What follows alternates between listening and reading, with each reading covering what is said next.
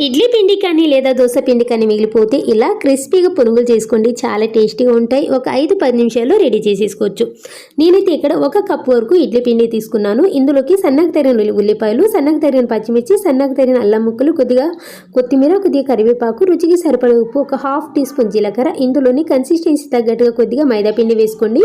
వేసుకుని ఇదంతా కూడా ఒకసారి బాగా మిక్స్ చేసుకోవాలి. లాస్ట్లో కొద్దిగా చిటికెడంతా సోడా వేసుకోండి. సోడా వేసుకుని ఇదంతా కూడా ఒకసారి మిక్స్ చేసేసుకుని ఆ తర్వాత డీప్ ఫ్రైకి సరిపడా ఆయిల్ పెట్టుకోవాలి. ఆయిల్ పెట్టుకుని కొద్దిగా వేసుకోండి. బొండాల్లాగా పునుగుల్లాగా వేసేసుకుని ఇదంతా కూడా క్రిస్పీగా వేగిన తర్వాత తీసేసుకోవడమే. చాలా ఈజీగా ఇడ్లీ పిండి కానీ దోశ పిండి కానీ మిగిలిపోయింది అనుకోండి, ఒక 10 నిమిషాల్లో రెడీ చేసుకోవచ్చు.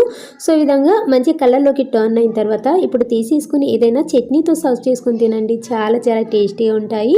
ఈ రెసిపీ యూస్ఫుల్ అనిపిస్తే మాత్రం ప్లీజ్ ఒక చిన్న లైక్ చేసి అలాగే షేర్ చేయండి. Thank you for watching.